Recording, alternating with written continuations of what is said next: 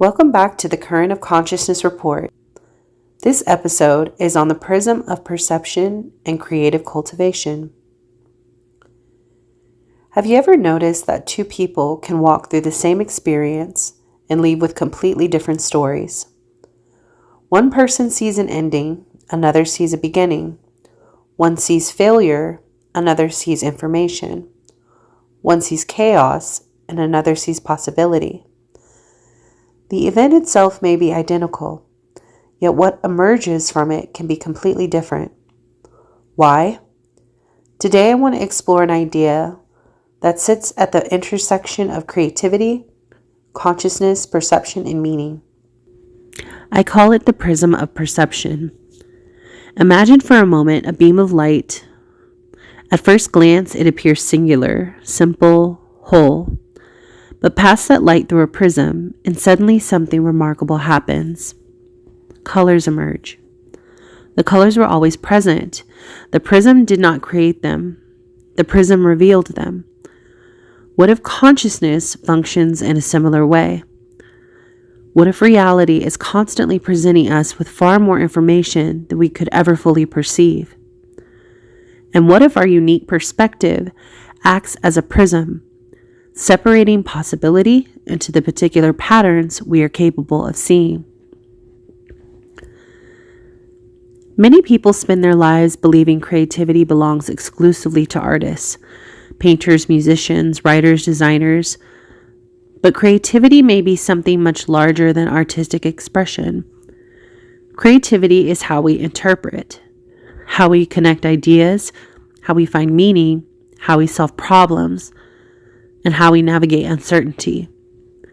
It's also how we transform experience into understanding. Every human being is engaged in creative acts, not because everyone paints, but because everyone perceives. And perception itself is creative. Consider this. If 10 people walk into the same room, what do they notice? The architect notices structure. A therapist may notice emotion. The teacher notices learning, and the entrepreneur may notice opportunity. The musician notices rhythm, while the scientist notices systems. The gardener notices life. In the same room, 10 different realities. The environment remains unchanged. The perception changes.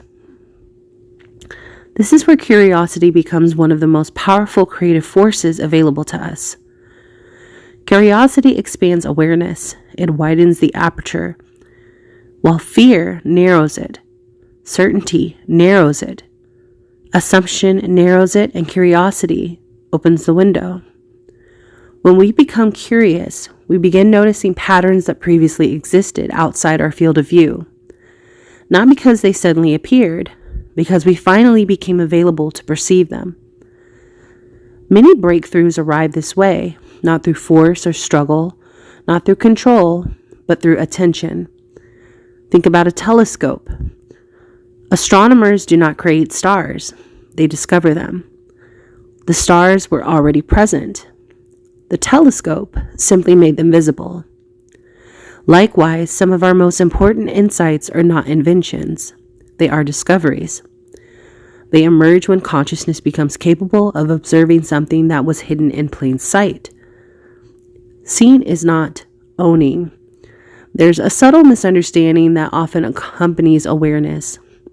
The moment we notice something meaningful, we assume we must possess it. An idea appears, we rush to monetize it. An opportunity appears, we rush to secure it. Or a possibility appears and we rush to control it. But observation and ownership are not the same thing. A telescope does not own the stars it discovers. A prism does not own the light it reveals. A gardener does not possess the flower. Yet all three participate in the unfolding of something beautiful. Not everything we notice is meant to be captured. Some things are meant to be witnessed. Some things are meant to teach us. Some things are simply passing through our field of awareness. This distinction matters because many creative blocks are not caused by lack of ideas. They are caused by the pressure to immediately turn every insight into a product, project, or plan.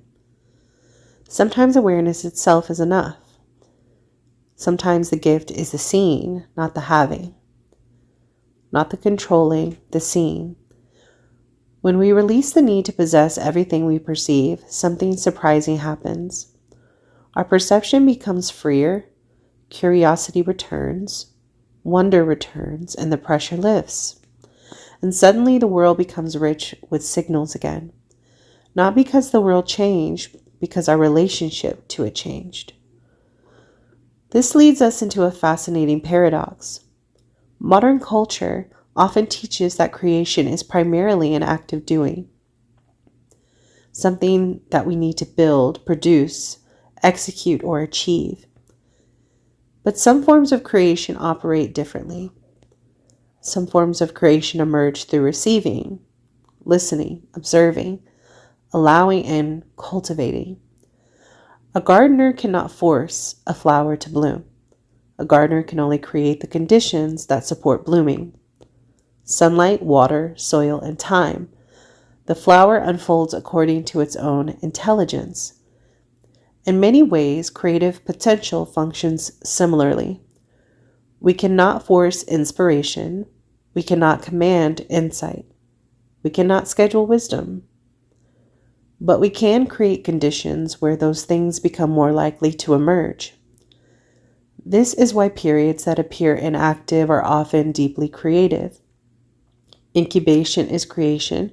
Reflection, observation, and stillness are all forms of creation. Beneath the surface, connections are forming, patterns organizing, and meaning is assembling itself. The seed underground appears inactive, yet immense activity is occurring beyond our view. The same is true within consciousness, the field itself. Imagine standing in a room filled with invisible broadcasts. Music, conversations, stories, ideas, they're all present, yet you hear none of them, not because they don't exist, because your receiver is tuned elsewhere. This is how creativity often works. Many people assume the creator's role is to generate every idea from nothing. But perhaps another possibility exists. Perhaps some ideas are already moving through the field. Perhaps the role of consciousness is not always to manufacture the signal. Perhaps it is to become sensitive enough to receive it. A scientist notices a pattern others overlooked. A musician hears a melody while washing dishes, and a teacher suddenly understands how to explain a difficult concept. The signal was always present. The receiver became available. This is why curiosity matters so deeply. Curiosity adjusts the dial. Fear narrows the frequency. Certainty fixes the channel and curiosity explores. The more curious we become, the more information enters awareness. And with new information comes new possibilities. The field has always been speaking. The question is whether we are listening. There's another dimension to this idea that I find especially interesting. In quantum physics, people often reference something called the observer effect. While it is frequently misunderstood, the symbolic lesson remains powerful. Observation matters.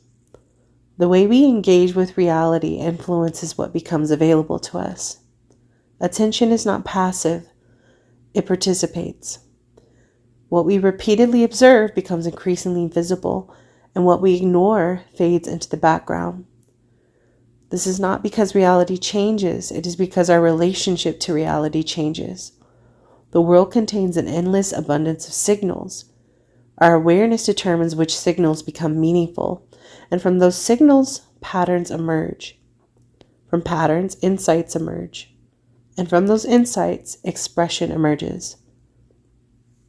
There is another layer to perception that often goes unnoticed. We tend to think of ourselves as separate from what we observe, as if we stand outside reality looking in. But life rarely works that way. The therapist is changed by the people they listen to. The artist is changed by the art they create. A parent is changed by the child they nurture, or a teacher is changed by the students they serve. And the observer does not merely collect information. The observer is transformed by the encounter. This means perception is not a one-way process. We observe the world, and the world observes us back. Every experience leaves an imprint, and every pattern we notice reshapes the lens through which future patterns will appear. In this sense, consciousness is not a camera. It's a living instrument. And like any instrument, it is continually being tuned. The things we pay attention to shape us. The questions we ask shape us. The stories we tell shape us. We become different through the act of observing. And because we become different, we perceive differently. And the cycle continues. Observation creates transformation, which creates perception. And new perception reveals possibility. This may be why no two people create exactly the same thing. No two people possess the same prism. Each life produces a unique angle of perception, a unique collection of experiences, or a unique way of interpreting the light. This is not a limitation. It's a source of originality. The goal is not to perceive reality exactly as someone else does. The goal is to understand the unique lens through which reality is appearing to you. Because hidden within that lens is your contribution, your voice, your perspective, your creative gift. Many people wait for permission before expressing themselves. They wait to become experts or to be confident or certain. But certainty is rarely the birthplace of discovery. Curiosity is. And it asks questions certainty cannot. Curiosity explores paths certainty never notices and allows consciousness to rotate ever so slightly. And sometimes a shift of only a few degrees changes everything. A new pattern appears, a new possibility emerges, a new understanding becomes available. The prism turns, and the light refracts differently, and suddenly what seemed invisible becomes obvious. Perhaps creativity is not about manufacturing something from nothing. Perhaps creativity is the ongoing relationship between awareness and possibility, a conversation between perception and expression, or a dance between receiving and revealing. The light arrives, the prism responds, and the colors emerge. And through that process, something uniquely yours enters the world. But perhaps something even deeper is happening. Perhaps the purpose of creation is not merely self-expression as a byproduct. What if the deeper purpose is simply emergence? Every meaningful creative act leaves two creations behind, the thing itself and the person who became capable of creating it. The painting emerges, but so does the painter. The song emerges, but so does the musician. The creator's transformation is often invisible, yet it may be the more profound outcome. The world is not only waiting for what you will create, the world is also participating in your creation. And in the process, the prism itself is transformed. So perhaps the question is not simply, what am I creating? What is creation creating within me? And what might become possible if we approach life not as something to control, but as a conversation between awareness and emergence? A dance between perception and possibility, a continual unfolding of light through the prism of consciousness. Until next time, keep exploring, keep listening, keep noticing, and remember the light was always there. The prism simply helped you see it.